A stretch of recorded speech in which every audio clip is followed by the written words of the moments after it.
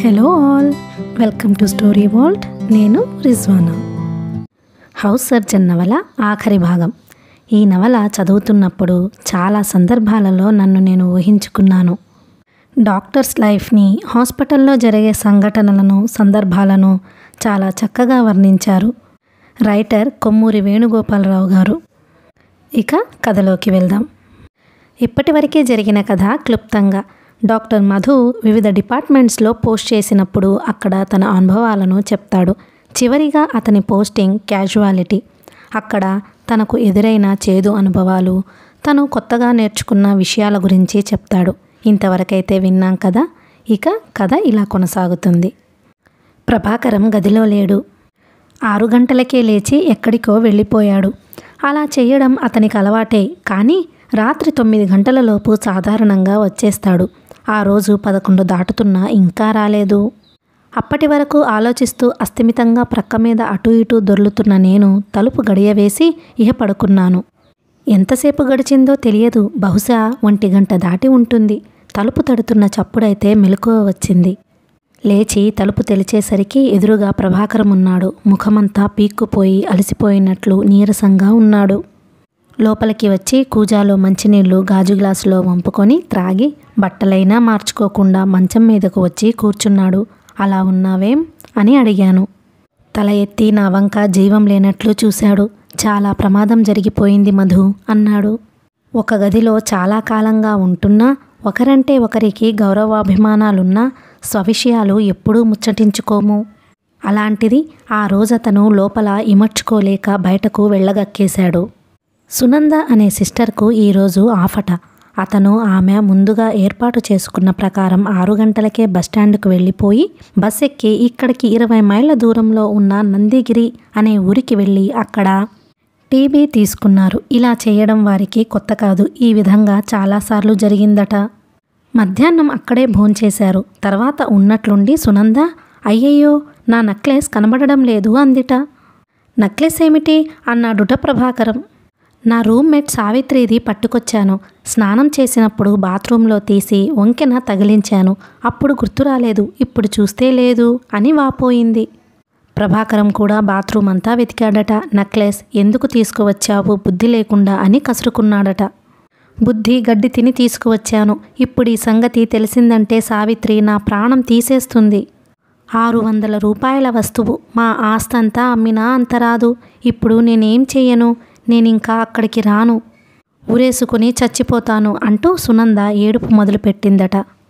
ప్రభాకరానికి కూడా మతిపోయినంత పనై టీబీ అంతా పిచ్చిగా వెతికి చివరకు తాపీగా ఆలోచించగా వాచ్మెన్ ఆ తరువాత బాత్రూంలోకి నీళ్లు పెట్టడానికి వెళ్ళి తచ్చాడినట్లు గుర్తుకు వచ్చిందట. వెంటనే వాచ్మ్యాన్ను పిలిచాడు. నిలదీసి అడిగాడు. నాకేం తెలియదు మొర్రో అని అతను లబోదిబోమన్నాడట. ఎంత అడిగినా బెదిరించినా అదే సమాధానమిచ్చాడట. ఇహ ప్రభాకరం ప్రాణం విసిగి గత్యంతరం లేక పోలీస్ రిపోర్ట్ ఇచ్చాడు.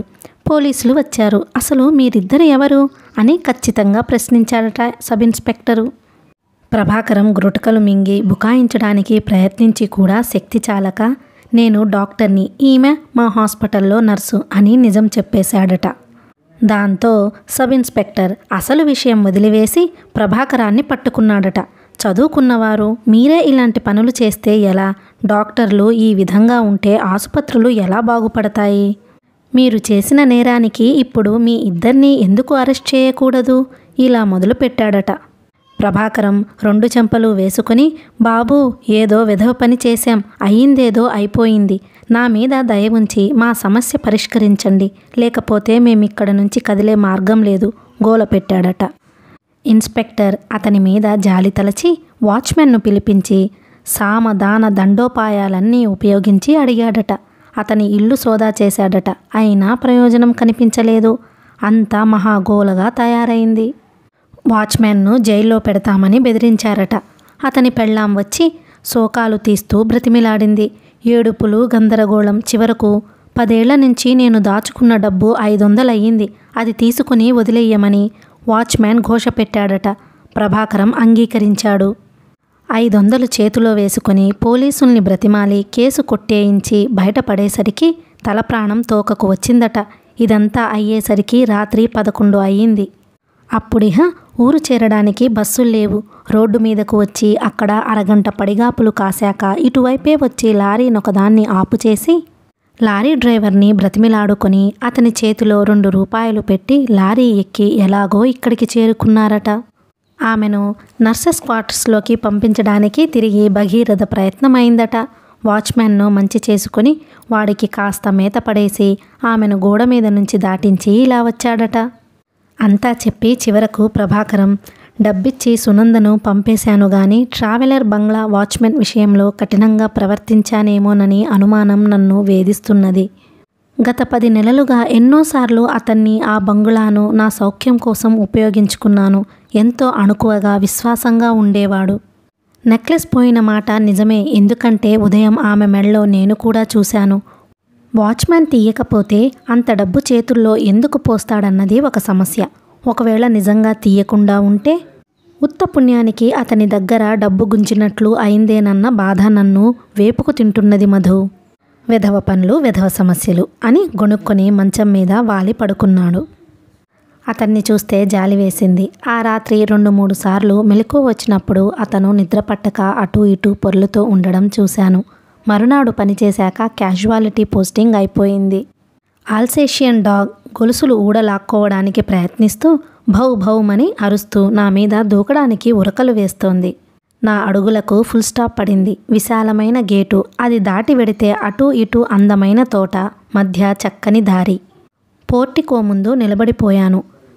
సవ్వడి విని కాబోలు లోపల నుండి తులసమ్మగారు ఇవతలకి వచ్చి నన్ను చూసి, నువ్వా నాయనా, కులాసాగా ఉన్నావా అని చిరునవ్వు ముఖంతో పలకరించింది. బాగానే ఉన్నానండి. ఎప్పుడొచ్చావు? ఈ మధ్య రావడం మానేశావు? మృదుల పైనే ఉంది, వెళ్ళు బాబు అన్నది. ఆల్సేషియన్ డాగ్ ఇంటివారికి కావలసిన వ్యక్తే అని గ్రహించినట్లు మొరగడం ఆపి నేల మీద ముడుచుకుని పడుకుంది. లోపలికి వెళ్ళి మెట్లెక్కసాగాను. క్యాజువాలిటీ అయిపోయి 1 నెల రోజులైంది. ఇవాల్టితో స్కిన్ పోస్టింగ్ ఆఖరు. రకరకాల చర్మ వ్యాధులు, వాటిని డయాగ్నోస్ చేయడం, చికిత్సా విధానం తెలుసుకున్నాను. మామూలు స్కేబిస్, టీనియా, ఇంపెటిగో వ్యాధుల దగ్గర నుంచి మొండి వ్యాధులైన ఎగ్జీమా, సొరియాసిస్, లైకన్ ప్లానస్ మొదలైన అనేక చర్మ వ్యాధుల గురించి తెలుసుకున్నాను. నీకేం చాలా సుఖమైన పోస్టింగ్, ఎమర్జెన్సీలుండవు, ఆడుతూ పాడుతూ చేసుకోవచ్చు అన్నారు కొందరు. కానీ నా జాతకమేమిటో ఈ పోస్టింగ్లో కూడా ఎమర్జెన్సీలు తగిలాయి. 4-5 పెంఫగస్ కేసులు వచ్చాయి. అవి చాలా సీరియస్ కేసులు. రక్తం ఎక్కించాల్సి వచ్చింది. అలాగే గ్జీరోడర్మా పిగ్మెంటోజా అనే ఒక కేసు. సాధారణంగా జీవించరు ఈ వ్యాధి వచ్చినవారు. ఒక 10 ఏళ్ల పిల్లవాణ్ణి పొట్టన పెట్టుకుంది. మృదుల గది గుమ్మం వరకు వచ్చేసరికి లోపల చీకటిగా ఉండడం కనిపించింది. దాదాపు సాయంత్రం 7 అవుతోందప్పుడు. వేసవి కాలం కావడం వల్ల ఆలస్యంగా చీకటి పడుతోంది. లోపలకు అడుగు పెట్టాను. మృదుల సోఫాలో కూర్చొని ఉన్నట్లు కనబడింది. చీకటిలో ఒంటరిగా కూర్చొని ఏం చేస్తోంది? బహుశా కళ్ళు మూసుకొని ఉందేమో. ఓ వ్యక్తి లోపలకు ప్రవేశించడం చూసినట్లు లేదు. ఆ గదిలో స్విచ్ ఎక్కడ ఉందో నాకు తెలుసు. గోడ మీద తడిమి స్విచ్ ఆన్ చేశాను. వెలుగు. ఎవరు అని ఉలికిపాటుతో ఆమె కనులు తెరిచి చూసింది. చిరునవ్వు నవ్వుతూ నిలబడ్డాను. నువ్వేనా? నిజంగా నువ్వేనా? చెప్పు, చెప్పు, నువ్వేనా అన్న భావం, ఆశ్చర్యం ఆమె ముఖంలో కనిపిస్తున్నాయి. రంగులు మారాయి. అట్లాగే చూస్తోంది. ఆమె నా వంక దృష్టి నిలిపి. ఎంత ఉద్వేగం, ఉద్రేకం, ఉద్విగ్నత దాచుకుంటుందో అనిపించింది. నేను వచ్చాను అన్నాను. రామధు అంది ఎంతో ఆదరంగా. ఎంతో నిగ్రహంతో అన్నట్లు నిండైన ఆదరం. నేను వెళ్ళి ఆమెకెదురుగా ఉన్న సోఫాలో కూర్చున్నాను. అది మృదుల గది. అత్యంత అధునాతనంగా అలంకరించబడింది. నేల మీద ఖరీదైన తివాచి, రేడియోగ్రామ్, బుల్లి టేప్ రికార్డర్, ముచ్చటైన సోఫా సెట్, విశాలమైన కిటికీలు, ముట్టుకుంటే మాసిపోయేటట్లు ఉన్న తెల్లటి పరుపుతో పందిరి మంచం, దాని చుట్టూ దోమతెర, అవసరమైతే లాగేసుకునేందుకు పందిరి మంచం పక్కన నీలిరంగు కర్టెన్. చీకటిలో కూర్చుని ఏం చేస్తున్నావు మృదుల? వేదాంత ధోరణిలో ఆలోచిస్తున్నాను. చీకటిలో వేదాంతం వస్తుందా? వేదాంత భ్రమ వస్తుంది. పోనీ మనుషుల వ్యక్తిత్వం పెరుగుతుంది. మొదట భయం పుట్టి ఆ భయంలో నుంచి అనంతమైన ధైర్యం ఆవిర్భవిస్తుంది. మొదట ఏడుపు వచ్చి ఆ ఏడుపులో నుంచి శతకోటి ఆనందాల వెలుగు పువ్వుల్లా వ్యాపిస్తాయి. నేను ఆమె వైపు వింతగా చూశాను. మృదుల ఆ విధంగా మాట్లాడడం ఎన్నడూ ఎరుగను. ఆమె నా వైపు చూసి నవ్వింది. పిచ్చిదాన్ని అనుకుంటున్నావు కదూ? పిచ్చిదాన్ని కాదు, పిచ్చి పిల్లను. అయితే ఈ వేళ నుంచి నిన్ను పిచ్చి పిల్ల అని పిలుస్తాను. ఇంకెన్నాళ్ళు పిలుస్తావు? అయిపోవచ్చిందిగా. ఏమిటి అయిపోవచ్చింది? అదే అని ఒక క్షణం మెదలకుండా ఊరుకొని, నువ్వు నన్ను పిలిచే కాలం మన హౌస్ సర్జెన్సీ అయిపోవస్తుందిగా అంది. కొంచెంసేపు ఆమె ముఖంలోకి చూస్తూ ఊరుకొని, మృదుల, తర్వాత ఏం చేస్తావు నీవు అని ప్రశ్నించాను. ఆమె నా వంక వాడిగా చూసింది. భావాల వలయాలు జారిపడ్డాయి ఆ చూపుల నుంచి. ఆ తర్వాత ఏమీ సంబంధం లేనట్లు మాట్లాడుతున్నావే, నువ్వయ్యా మహాపురుషుడివి, రాగద్వేషాలకు అతీతుడివి.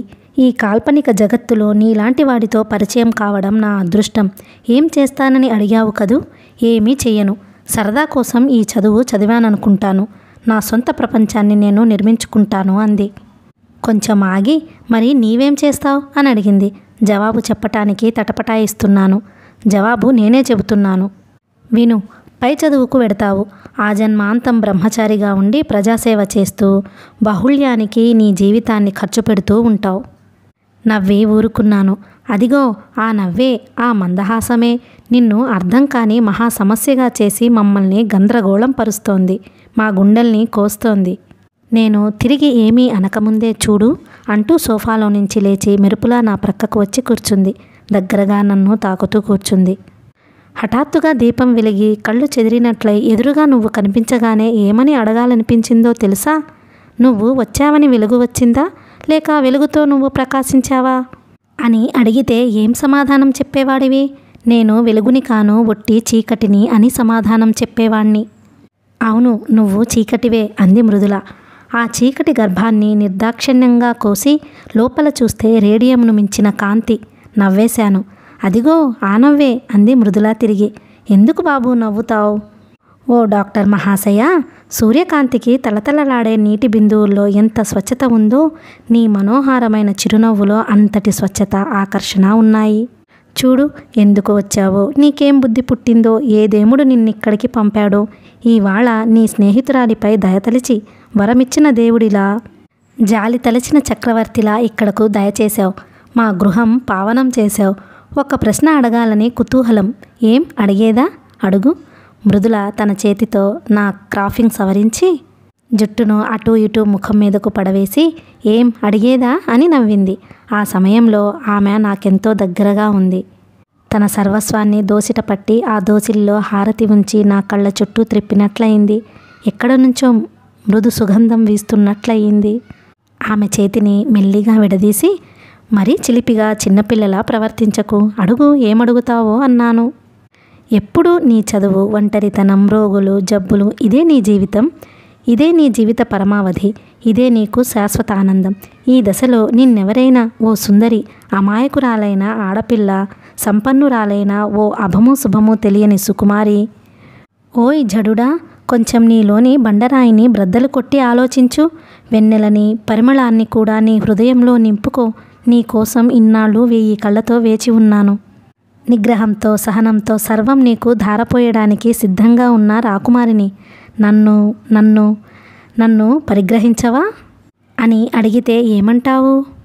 వృద్ధకంఠంతో, వణుకుతున్న గొంతుకుతో అని అర్ధనయనాలతో నా వంక తిలకిస్తూ ఆవేశాన్ని అణుచుకున్నట్లు కనిపించింది మృదుల. నేను గుండెను రాయి చేసుకున్నాను. మృదుల కళ్ళతో నా కళ్ళు కలిశాయి. ఓ రాకుమారి, నీ అనురాగానికి, నీ దయకు కృతజ్ఞుణ్ణి. కానీ నేను అధముణ్ణి. నీకు సమ ఉజ్జీని కాదు. 7 అంతస్తుల మేడ మీద సుకుమారంగా విహరించే బంగారు పిచ్చి పిల్లవు నీవు. కటిక నేలలో కష్టంగా దుమ్ములో శ్రమపడే శ్రామికుణ్ణి నేను. ఇంత కరుణ నీకు తగదు. ఆ కరుణ కిరణాలు నా మీద ప్రసరించబడే యోగ్యత, అర్హత నాకు లేవు అంటాను. మృదుల నాకు మరింత దగ్గరగా జరిగింది. అవన్నీ నాకిష్టమేనోయ్. ఓ ప్రబుద్ధుడా, నిరంతరం శ్రామికుడా, అవన్నీ తెలిసే నేను నా సర్వస్వం నీకు కప్పగించడానికి సిద్ధపడింది అని ఆమె అంటే, అందుకు కూడా అవాంతరముంది రాకుమారి అని ఆ నిర్భాగ్యుడు వినమ్రవదనుడై విజ్ఞాపన చేసుకుంటాడు. ఏమిటా విజ్ఞాపన? చెప్పండి, చెప్పు మహారాజా అంటుంది. నేను ఉద్యోగిగా నియమింపబడి ముందు ముందు పై చదువులు చదవాలన్న అభిలాషతో విదేశాలకు పోతున్నాను. సర్వం సిద్ధమైపోయింది. అన్ని సన్నాహాలు పూర్తయిపోయాయి. విమానంలో కాలు పెట్టడానికి ఇంకా కొద్ది రోజులే వ్యవధి అని ఆ మృదుల హఠాత్తుగా నాకు దూరంగా జరిగి ఎర్రబడ్డ ముఖంతో నా వంక చూసింది.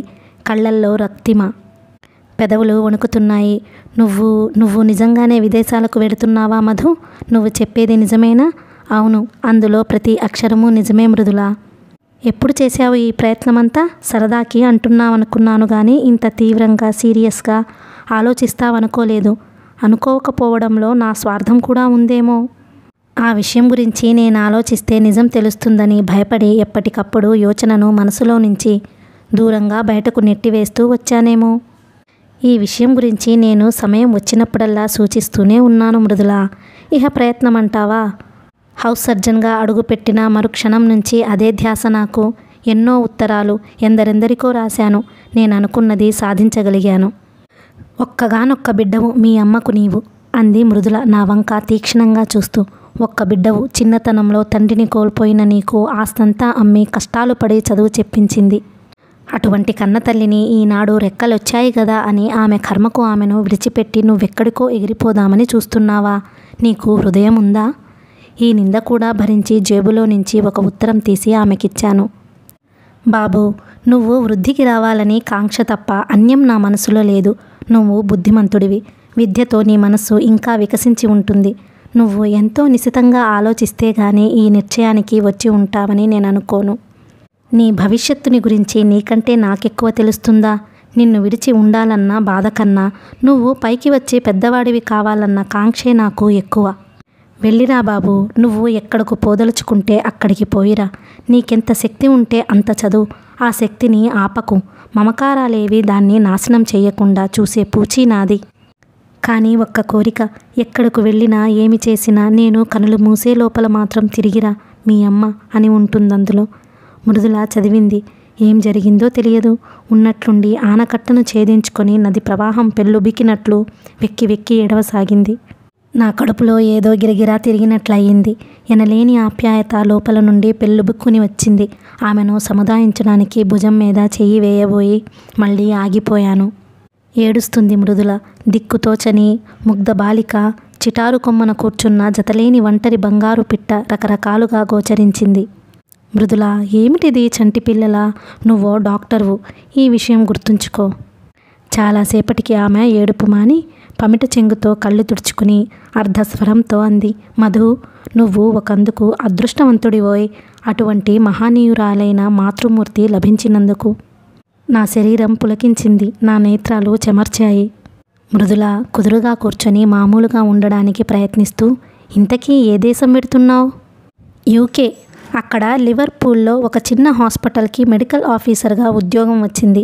అక్కడనే 3 ఏళ్ళు ఉండి చదువుకుంటూ వీలైతే కోర్సులో ప్రవేశించి కానీ లేకపోతే ఉద్యోగం కంటిన్యూ చేస్తూనే కెనడాకు వెళ్ళి FRCS అపేర్ అవుదామని ఉంది. ఒక నిమిషం ఊరుకొని మెల్లగా అంది మృదుల. అవును గాని ఒక సందేహం అంది. చెప్పమన్నట్లు చూశాను. నువ్వు చదవాలనుకుంటే అన్య దేశాలకు పోవాలా? మన దేశంలో ఎన్ని పోస్ట్ గ్రాడ్యుయేట్ కోర్సులు లేవు. First class స్టూడెంట్వి. స్కాలర్షిప్ రావడం కూడా ఏమంత కష్టం కాదు. నీవన్నది నిజమే అన్నాను అంగీకరిస్తూ. కానీ నేనో ఉన్మాదిని. నా తృష్ణకు అంతులేదు. ఎక్కడెక్కడికో పోవాలని, ఏవేవో ఘనకార్యాలు చేయాలని ఉర్రూతలూగిపోతున్నాను. విశ్వజనీనత్వం కోసం నా మనసు తహతహలాడుతోంది. ఒకచోట కూర్చుంటే నాకు ఊపిరాడడం లేదు. ఉక్కిరి బిక్కిరి అయిపోతున్నాను. తిరగాలి, పిచ్చిగా తిరగాలి, వెర్రిగా చదవాలి.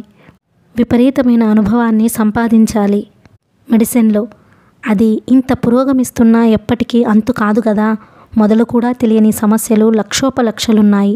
వాటిలో కొన్నిటినైనా నేను తెలుసుకోగలిగి పరిష్కరించగలగాలి. రీసెర్చ్. ఈ మంట నా మనసులో ఉడుకులెత్తిపోతోంది. దహించుకుపోతున్నాను. నన్ను అర్థం చేసుకో మృదుల. నా కళ్ళలోకి చూసి మృదుల నవ్వింది. అర్థం చేసుకున్నాను. ఇంకా ఏమీ మిగిలినంతగా అర్థం చేసుకున్నాను. నీ ప్రయాణం ఎప్పుడు అని అడిగింది.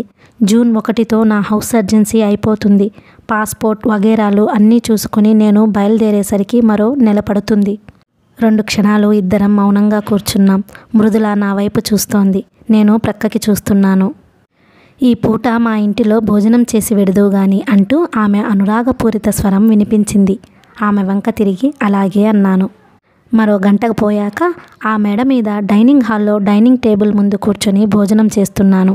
ఆమె దగ్గర ఉండి ఏం కావాలో ఆదరంగా కనుక్కొని స్వయంగా వడ్డిస్తోంది. వంట చేసింది నేను కాదు, అందులో ఓనమాలు కూడా నాకు తెలియవు, వడ్డన కూడా చేత కాదు, ఏమీ అనుకోకేం అంది. ఇంత చక్కగా వడ్డిస్తూ నేను బ్రహ్మరాక్షసుడిలా తింటానని నిరూపిస్తూ ఏమీ రాదని అంటావేం? వంటలో ఏముంది, వడ్డించే చేతిలో ఉంది అన్నాను. ఎంత సున్నితంగా మాట్లాడుతున్నావు, అంతా నా యందు సానుభూతి చూపించడం కోసమేనా అని ఆమె గొంతు వినిపించినట్లు వినిపించింది. నా ముఖం వంక ఓసారి క్రీగంట చూసి అన్నం తీసుకురావడానికి లోపలికి వెళ్ళింది మృదుల. ఆమె తిరిగి వచ్చి పళ్ళెం నుండి అన్నం వడ్డిస్తుంటే కంగారుగా చాలు చాలు, మజ్జిగలోకి ఇంత అన్నమా, బాప్రే అని వారించబోయాను. మజ్జిగ కాదు, సరిదిద్దుకోకు, పెరుగు, మీగడ పెరుగు, మేము శ్రీమంతులం కదూ, అన్నీ అలాంటివే తింటాం అని అన్నమంతా గుమ్మరించి చెప్పింది. తీసుకురావడానికి మళ్ళీ లోపలికి వెళ్ళింది. ఆమె తిరిగి వచ్చి వెండి గిన్నెలోని పెరుగంతా నా కంచంలోకి వడ్డించాక కలుపుకొని తింటూ, నిజమే, ఇంత మంచి అన్నం, ఇంత మంచి పెరుగు జీవితంలో ఎప్పుడూ తినలేదు అన్నాను ఆమె చెప్పిన దానికి అంగీకరిస్తూ. ఆమె చప్పున ముఖం ప్రక్కకి తిప్పుకుంది. నేను తెల్లబోయి, ఎందుకలా ముఖం దాచుకుంటావు, నా వంక చూడు అన్నాను. ఆమె తప్పనిసరిగా నా వైపు తిరిగింది. ఆమె కన్నులలో తిరిగి నీళ్లు తిరుగుతూ ఉండడం చూసి నిశ్చేష్టున్నైపోయాను. మీ నాన్నగారు కనిపించరేం, ఇంట్లో లేరా అని అడిగాను మాట మార్చాలని. లేరు, క్లబ్కు వెళ్ళారు. రోజు 10 గంటల దాకా పేకాడి 200-300 పోగొట్టుకుంటే గానీ ఇంటి ముఖం చూడరు అని జవాబు చెప్పింది మృదుల. నా భోజనం అయిపోయింది. వాష్ బేసిన్ దగ్గర చెయ్యి కడుక్కొని మృదుల అందించిన నాప్కిన్తో చేతులు తుడుచుకుని యువతలకు వస్తుంటే తులసమ్మ గారు ఎదురుగా వచ్చారు. మధుకి ఇంగ్లాండ్లో ఉద్యోగం వచ్చిందమ్మా, 1-2 నెలల్లో బయలుదేరుతున్నాడు అంది మృదుల. అలాగా, సంతోషం నాయనా, కష్టపడి వృద్ధుల్లోకి వచ్చావు. మా మృదులను ఈ ఊరు దాటి ఎక్కడకు పోనివ్వరు, వారు విడిచి ఉండలేరట. అది ఏం చేసినా ఈ ఊళ్ళోనే చెయ్యాలి అంది ఆవిడ. ఉద్యోగము, ప్రాక్టీసు సరే, రేపు అత్తగారింటికి పోయినప్పుడైనా మీ అమ్మాయిని విడిచిపెట్టరా అన్నాను. ఆ అత్తారిల్లు ఇక్కడే సృష్టిస్తారు ఆయన. అనువైన పరిస్థితి వచ్చిన నాడే మృదులకు పెళ్లి జరుగుతుంది. అయినా ఆయనకిది ఏమంత కష్టమైన పని కాదు అంది. ఆ మాటలలో అతిశయోక్తి లేదు. రంగారావు తలుచుకుంటే నేను కష్టపడి సాధించిన ఉద్యోగాల లాంటివి పోస్ట్ గ్రాడ్యుయేట్ కోర్సు కానీ ఏ దేశంలోనైనా సరే అవలీలగా సాధించి ఎంత ఖర్చు పెట్టి అయినా చెప్పించగలడు. కానీ ఆయన ఆ పని చేయడు, మృదులకు ఎక్కడకు పంపించడు. ఆ విషయం నాకు బాగా తెలుసు. ఇహ వస్తానండి అని ఆమె దగ్గర సెలవు తీసుకుని మృదులతో క్రిందకి దిగి వచ్చాను. పోర్టికోలో ముందు స్తంభానికి కట్టేసి ఉన్న ఆల్సేషియన్ డాగ్ నా వంక ఒకసారి చూసి మళ్ళీ మృదుల వైపు దృష్టి మరల్చి ఆమె వైపు రావడానికి గొలుసుని లాక్కుంటుంది. జెమినీ అని ఆమె దాని దగ్గరకు వెళ్ళి ప్రేమగా వీపు నిమిరి నాతో బయటకు వచ్చింది.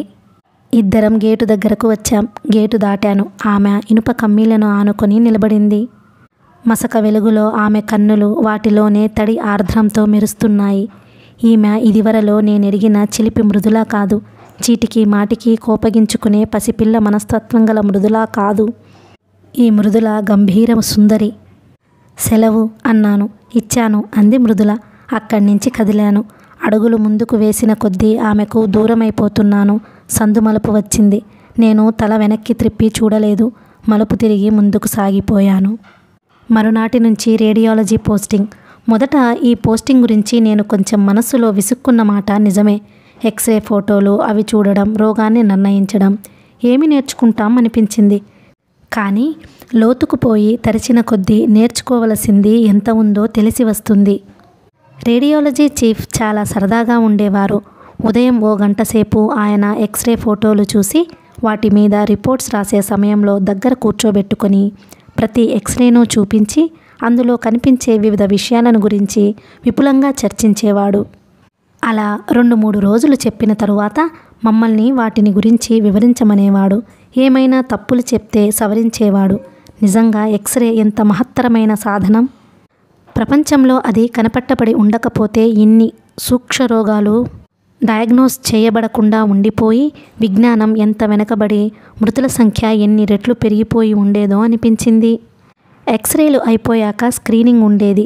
మొదట ఊపిరితిత్తులను లేక కడుపులోని వివిధ భాగాలను స్క్రీన్ యువతల నుండి చూడడం, తర్వాత బేరియం మీలిచ్చి ఆ మందు నోటి నుంచి కడుపు వరకు ఎలా వెడుతుందో, సరిగ్గా వెళ్ళకపోతే అక్కడ ఉండే లోపం ఏమిటో ఇవన్నీ డార్క్ రూమ్లో వివరిస్తూ చేస్తూ ఉండేవారు. అలాగే ఎక్స్రే గదిలో వివిధ కేసులకు సంబంధించిన ఇన్వెస్టిగేషన్లు, ఇంట్రావీనస్ పైలోగ్రఫీ, ఆర్టీరియోగ్రఫీ జరుగుతూ ఉండేవి. ఇహ క్యాన్సర్కు సంబంధించిన కేసులు చార్టు నిండా ఉండేవి. ఎక్కువ భాగం క్యాన్సర్ ఆఫ్ సర్విక్స్తో బాధపడే స్త్రీలు. మొదట 2 సార్లు రేడియం నింపిన సూదులు రబ్బర్ ఓవాయిడ్స్లో పెట్టి అవి లోపలకు ఎక్కించడం, ఆ తరువాత డిప్ ఎక్స్రే థెరపీ. క్యాన్సర్ ఎంత భయంకరమైన వ్యాధి! శరీరంలో ఏ అవయవాన్నైనా క్రూరంగా ఆక్రమిస్తుంది. అది ఎందుకు వస్తుందో, ఎలా పుడుతుందో తృప్తికరమైన సమాధానం ఎవ్వరూ ఇవ్వలేదు. సిగరెట్లు కాలిస్తే ఊపిరితిత్తుల్లో క్యాన్సర్ వస్తుంది అంటారు. సిగరెట్లు కాల్చని వారికి, ఆడవారికి కూడా ఉంది. రాపిడి వల్ల కడుపులో, చిరకాలంగా ఉండే కురుపు వల్ల కడుపులో క్యాన్సర్ వస్తుందిట.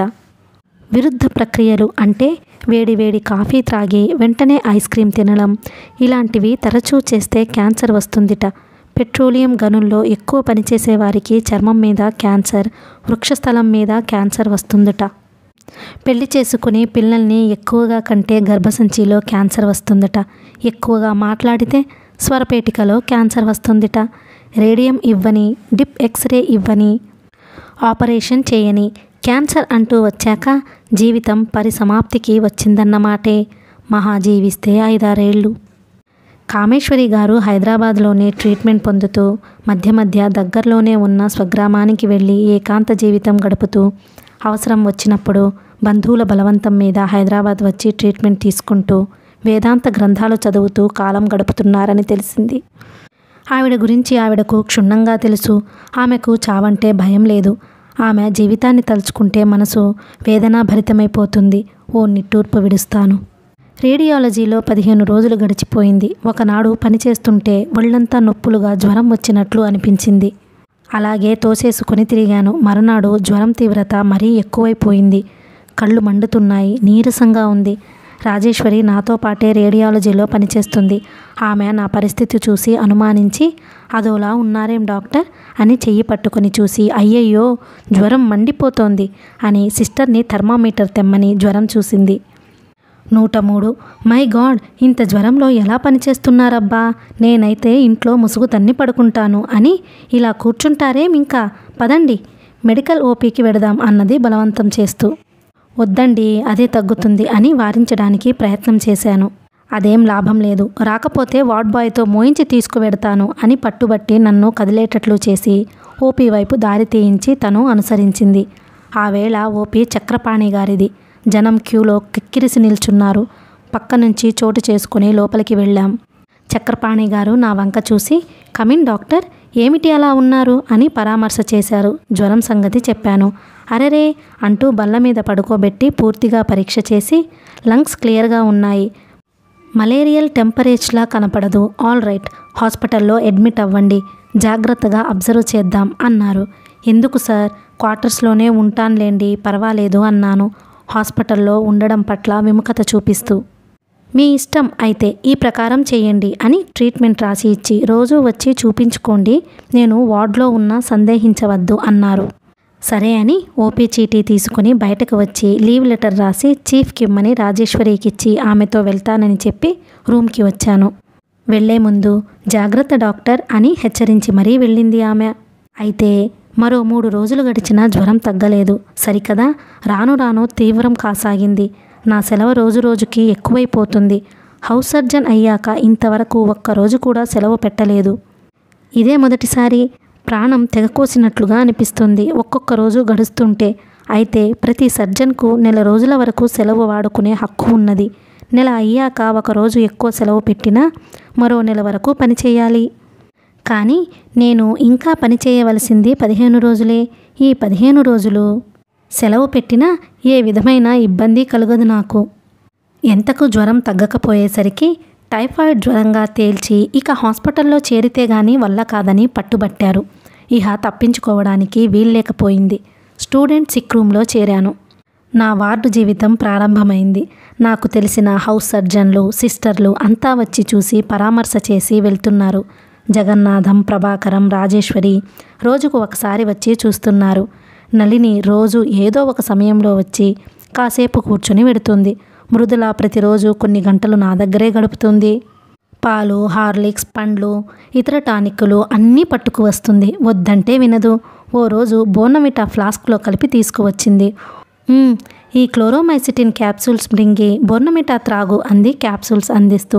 అబ్బా, ఈ మాత్రలు మృంగలేక చచ్చిపోతున్నాను మృదుల, నన్ను బలవంతం చేయకు, నీకు పుణ్యం ఉంటుంది అన్నాను వేడుకుంటూ. అదేం కుదరదు, ఇతరులకు చెప్పినట్లు కాదు. ఇప్పుడు నువ్వు చేయాల్సిన సమయం వచ్చింది. ఈ పాలు, పళ్ళరసం నాకేం తృప్తినిస్తాయి కానీ నా మనసులో నిజంగా ఏముందో చెబుతాను కానీ నవ్వుతావా? చెప్పు. ఆవకాయ, సాంబారు, మీ ఇంట్లో వేసిన లాంటి మీగడ పెరుగు వేసుకొని భోంచేయాలని ఉంది. ఆమె చప్పున ముఖం ప్రక్కకు త్రిప్పుకుంది. ఎందుకలా ముఖం దాచుకుంటావు? కోరరాని కోరిక కోరానా మృదుల?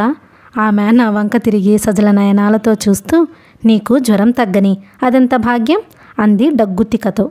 తర్వాత నా జ్వరం తగ్గిపోయింది. వెంటనే కాదు, 10 రోజుల తరువాత.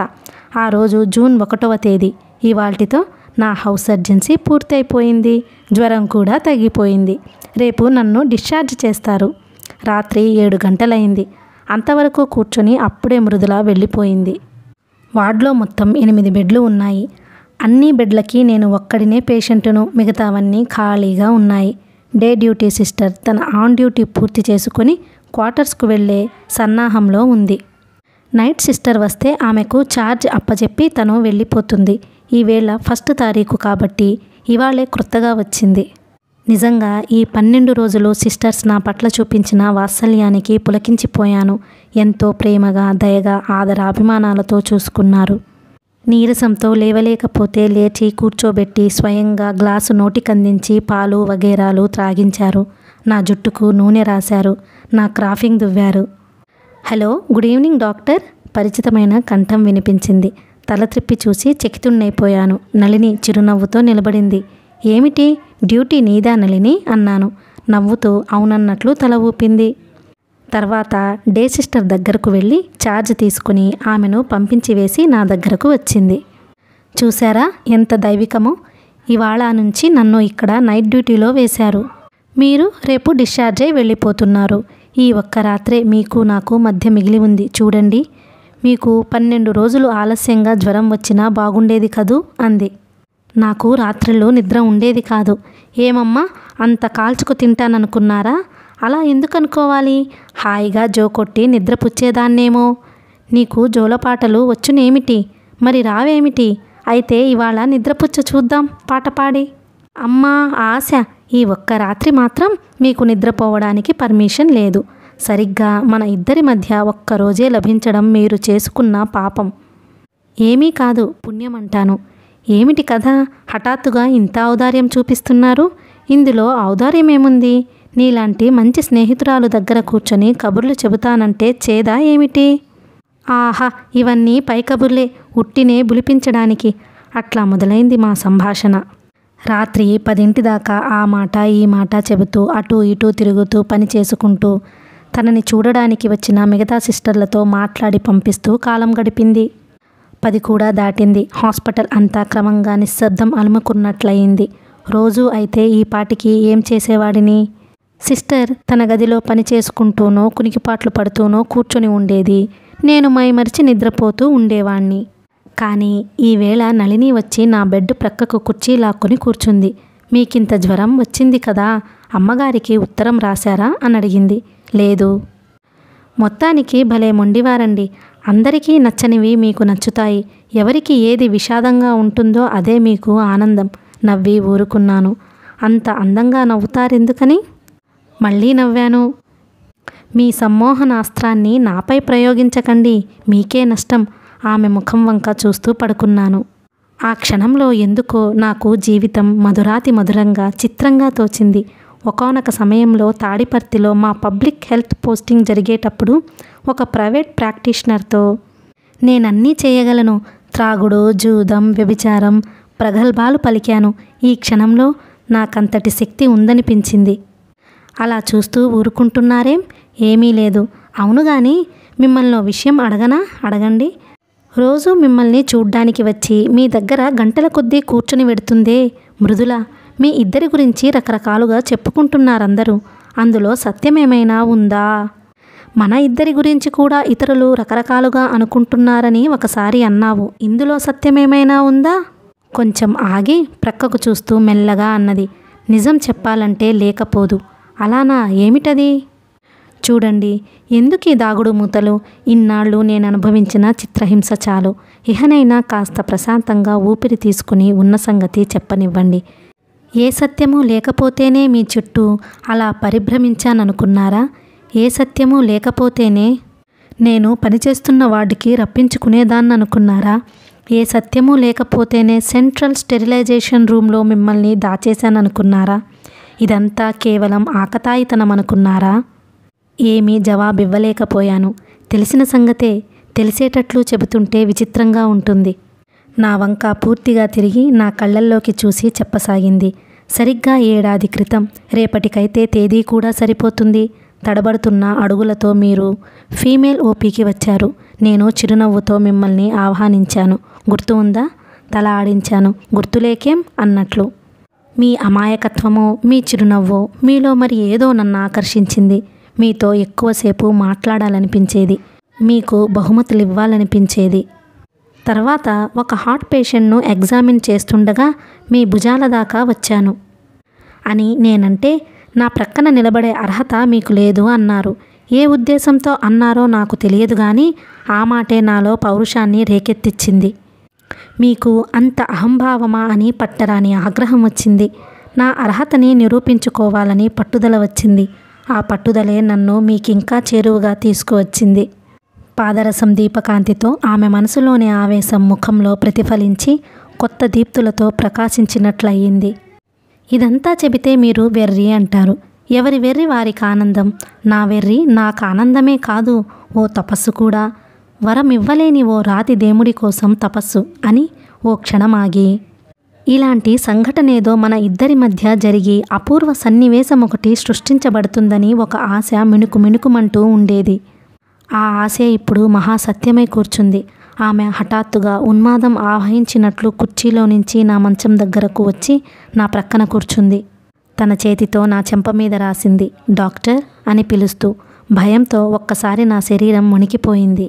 ఆమె అంత సాహసం చేస్తుందని ఊహించనైనా ఊహించలేదు. బెదురుతున్న కళ్ళతో నలువైపులా చూశాను. ఎవరూ కనిపించలేదు. కిటికీలో నుంచి బయట చీకటి కనిపిస్తుంది. లే నళిని, నీకేమైనా పిచ్చి పట్టిందా అన్నాను మృదువుగా మందలిస్తూ. ఆమె నా మందలింపు లక్ష్యం చేయకుండా నా మీదకు వంగి 2 చేతులు నా ముఖం మీద ఉంచి మెత్తగా రాస్తోంది. గడ్డం పెరిగితే మీరెలా ఉన్నారో తెలుసా అని నవ్వింది. నళిని, ప్లీజ్ లేచి కుర్చీలో కూర్చో. ఎవరన్నా చూస్తే ఏం జరుగుతుందో తెలుసా? ఏమైనా జరగని. మీకెలాగో హౌస్ సర్జెన్సీ అయిపోయింది. నా గురించి దిగులు పడకండి. నేను దేన్ని లెక్క చేయను. అంత లెక్క చేయని దానివి ఆనాడు మెట్రస్ వస్తుందని గదిలో ఎందుకు దాచేశావు? అప్పుడు పొరపాటు చేశాను. ఆ పొరపాటునిప్పుడు సరిదిద్దుకుంటున్నాను. నళిని, ఈ సాహసం బాగోలేదు. ఆమె లక్ష్య చెయ్యనట్లు నవ్వి, డాక్టర్, మిమ్మల్ని మృదుల ప్రేమించిందా అని అడిగింది. లేదు, నేనే ఆమెను ప్రేమించాను. నా ప్రేమనామె తిరస్కరించింది. నళిని కిలకిలమని నవ్వింది. నా ఫలభాగం మీద చిన్న దెబ్బ వేసి, కోతలు కొయ్యకండి. మీరెవర్ని ప్రేమించరు. మీ జీవిత ధ్యేయం వేరు. మీ గురించి అందరికంటే ఎక్కువగా నేను అర్థం చేసుకున్నాను. మృదుల మిమ్మల్ని ప్రేమించింది. ఆమె ప్రేమ ప్రతిఫలాన్ని ఆశించి ఉంటుంది. ఆమె అంత స్వార్థరహితంగా ఉంటుందని నేననుకోను.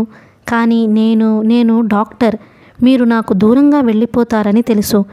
ఈ హాస్పిటల్లో మీ పని అయిపోయిన మరుక్షణం మీరెవరో నేనెవరో అయిపోయి జీవితంలో మళ్ళీ కలుసుకోలేకపోవచ్చునని తెలుసు.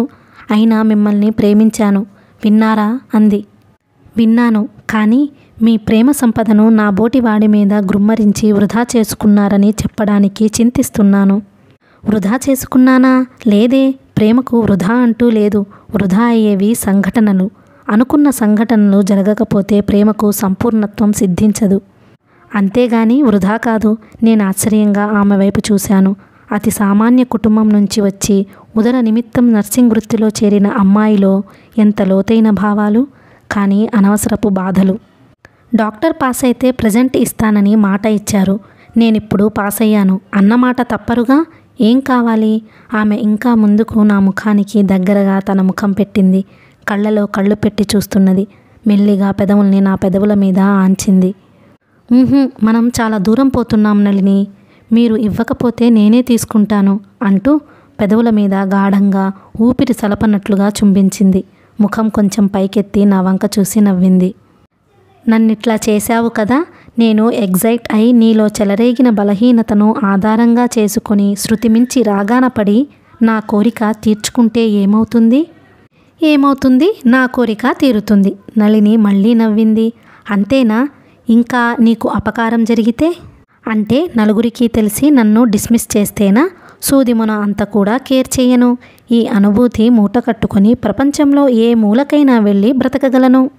ఇంకా ఆగక నీకు మరీ ప్రమాదం జరిగితే? అంటే నేను మాతృమూర్తినైతే ఏమవుతుందంటారా? అంతకన్నా ఏం కావాలి? మీరు మరెన్నడూ కనిపించకపోయినా మీ ప్రతిమని ఇంట్లో దాచుకునేట్లు అయి అమితానందంలో మునిగిపోతాను. నీకు మనస్సు సరిగ్గా లేదు. అలా కుర్చీలో కూర్చో, చెబుతాను. ఇక్కడే ఉంటాను, చెప్పండి. ఆమె తన మోచేతిని నా హృదయం మీద సున్నితంగా ఆంచి మీద వ్రాలినట్లుగా కూర్చొని అంది. నళిని, ఇందాకటి నుంచి నువ్వు చెప్పినట్లు నేను విన్నాను. ఇహ నేను చెప్పినట్లు నువ్వు విను. లేచి అలా కుర్చీలో బుద్ధిమంతురాలిగా కూర్చో. నా మాట వినకపోతే ఏం జరుగుతుందో తెలుసా? నీ నుండి అవలీలగా విడిపించుకుని ఇక్కడి నుంచి బలవంతంగా వెళ్ళిపోతాను. జీవితాంతం నిన్ను గుర్తుపెట్టుకుంటాను. మంచిగా కాదు, చెడుగా. నా కంఠంలో కాఠిన్యం విని ఆమె చలించినట్లుంది. మెల్లగా లేచి కుర్చీలో కుదురుగా కూర్చొని చెప్పండి అంది. చూడు నళిని అన్నాను. నువ్వంటే నాకెంతో అభిమానం, గౌరవం. మనం వ్యక్తిగతంగా ఎలాంటి వాళ్ళమైనా గాని అతి పవిత్రమైన వృత్తిని స్వీకరించాం. నేను డాక్టర్ని, నువ్వు నర్సువి. వృత్తిరీత్యా మన ఇద్దరకు కొన్ని నైతిక ధర్మాలున్నాయి. మనసుల్లో మనకెన్ని వ్యక్తిగతమైన వ్యామోహాలున్నా ఉండని ఆలోచన మానవ సహజం. అది తప్పులేదు. ఆ ఆలోచన బయటకు వెలిబుచ్చడం అరికట్టడానికి వీలైన బలహీనత. ఎటొచ్చి మనం ప్రయత్నించాం. వ్యక్తిగత ఆకర్షణలను లోపలే అణచి ఉంచి ఆ అణచివేత కల్పించే ప్రకంపనం ద్వారా జీవిత మార్గానికి ఒరవడి పెట్టుకుంటే మనిషి ధన్యజీవి అవుతాడు. నళిని, డాక్టర్ల గురించి, నర్సుల గురించి, హాస్పిటళ్ల గురించి మిగతా జనం ఇంత చెడ్డగా చెప్పుకుంటున్నారే, దీనికి కారణం ఏమిటి? మనలో లోపం ఉండబట్టే కదా. అనేక చెడు సంఘటనలు మనలో వాళ్ళు చూడబట్టే కదా. దీనికి విముక్తి లేదా? నళిని, నువ్వు ఒక్క అడుగు మిగతా వారి కంటే ముందుకు వేసి ఒక్కసారి కర్తవ్యాన్ని నెమరవేసుకొని అప్పుడు కళ్ళు తెరిచి చూడు. నీ ప్రపంచం ఎంత బంగారమయమో, నీ బాట ఎంత స్వచ్ఛమో, నీ ఉనికి ఎంత నిర్మలమో గోచరిస్తుంది. ఆలోచించు నళిని. మంచివాళ్ళు ఎక్కువ మంది ఉండరు, కానీ వారి ప్రభావం వేల మంది మీద ప్రసరిస్తుంది. నువ్వు అలాంటి మంచిదానివి కావాలి నళిని. నళిని అలసిపోయినట్లు మంత్రబద్ధమైనట్లు కళ్ళు మూసుకుంది. నిమిషాలు గడుస్తున్నాయి. నేనామె వంక దృష్టి నిలిపి చూస్తున్నాను. చివరికి ఆమె కళ్ళు తెరిచింది. ఆమె కన్నులు బాష్పపూరితాలై ఉన్నాయి. నీ దీవెన అందుకున్నాను డాక్టర్ అంది. ఆమె గొంతులో ఎంత గాద్గద్యం ఉందో అంత నైర్మల్యం కూడా ఉంది. నువ్వు చూపించిన బంగారు బాట వెంట నడవడానికి ప్రయత్నిస్తాను. నీ స్మృతి నన్ను ఉన్నతురాలిని చేయనియ్యి అంది. 2 నెలలు గడిచాక మెయిల్ ప్లాట్ఫారం మీద సిద్ధంగా ఉంది. 3rd క్లాస్ కంపార్ట్మెంట్ అంతా కిక్కిరిసి ఉంది. నా బెడ్డింగు, సూట్ కేసు కష్టం మీద అందులో చోటు చేసి పెట్టి ప్లాట్ఫారం మీదకు దిగివచ్చాను. మృదుల కూలింగ్ గ్లాసెస్ పెట్టుకొని నాకు అభిముఖంగా నిలబడింది. ఇద్దరి మధ్య మాటలైపోయాయి. మౌనం ఆక్రమించింది. అసలు ఏం మాట్లాడుతున్నామో నాకు గుర్తులేదు. అంత యాంత్రికంగా గడిచింది సంభాషణ. రెక్కవాలింది. మృదుల వైపు చూశాను. నల్లటి అద్దాల వెనుక ఆమె నేత్రాలు కదులుతున్నట్లు కనిపిస్తున్నాయి. అవును, వాటిని ఆమె కావాలనే నల్లతెరల వెనక దాచేసింది. ఆమె పెదవులు కదిలాయి. ఇంకో 3 రోజుల్లో విమానంలో ఉంటావు. ఏం? ఆ తరువాత మరో రోజు గడిస్తే యునైటెడ్ కింగ్డమ్లో ఉంటావు అన్న మాటలు వినిపించాయి. నేనేం జవాబు చెప్పలేదు. గార్డ్ విజిల్ ఊదాడు. నేను కంపార్ట్మెంట్ వైపు అడుగు వేయబోయాను. పట్టుకొని ఆపినట్లయింది. చూసేటప్పటికీ నా చెయ్యి ఆమె చేతిలో ఉంది. నీవు ఎప్పటికొస్తావో, అసలు వస్తావో రావో కూడా తెలీదు. పోనీ వస్తావు. నీవు వచ్చేసరికి పూలహారం చేతిలో పెట్టుకొని నీ కోసం ఎదురు చూస్తూ ఉంటాననుకున్నావా? అదేం లేదు. పెళ్లి చేసుకుని పిల్లల్ని కని నా కుటుంబంతో ఆడుతూ పాడుతూ కేరింతలు కొడుతూ ఉంటాను. ఈ లోపల నిన్ను గురించి తలచనైనా తలచను. నువ్వు నాకు గుర్తుండవసలు. అలా ఆనందంగా మేము కాలం గడుపుతుంటే ఎప్పుడో నువ్వు వస్తావు. అప్పుడు నువ్వు ఎంత గొప్పవాడివైతే మాత్రం నాకేం లెక్క? ఏముంది నీ దగ్గర? ఏమీ లేదు. నీ వంటి గొప్పవాళ్లననేక మందిని లెక్క చెయ్యనట్లే నిన్ను లెక్క చెయ్యను. చూస్తావు దూరం నుంచి. అంతకంటే ఏం చేస్తావు? చూస్తావు. చూసి చూసి ఆమె గొంతుకేదో అడ్డుపడినట్లై హృదయ విదారకమైన రోదన వినిపించింది. నేను విభ్రాంతి నుంచి తేరుకుని మృదులా అంటూ ఏదో అనబోయాను. రైలు ఎప్పుడు కూత వేసిందో తెలియదు గాని కదలడం గమనించి దవాల్న ప్రక్కకు తిరిగి కమ్మీని పట్టుకుని ఫుట్బోర్డు మీద కాలు నిలదొక్కుకున్నాను. లోపలకు పోవడానికి సందు లేదు. అట్లా నిలబడే తల వెనక్కి తిప్పి చూశాను. నల్లటి కళ్ళద్దాలు పెట్టుకుని చలనం లేకుండా మృదుల నిలబడి ఉండడం గోచరించింది. ఆమె చేతిలో కర్చీఫ్ లేదు. ఆమె చెయ్యి ఊపడం లేదు. ఇలా ముగిసింది మన హౌస్ సర్జన్ నవల. నాకు చాలా బాగా నచ్చింది. మీకు నచ్చితే please like, share and subscribe. Thank you. మరో కథతో మీ ముందుకు వస్తాను.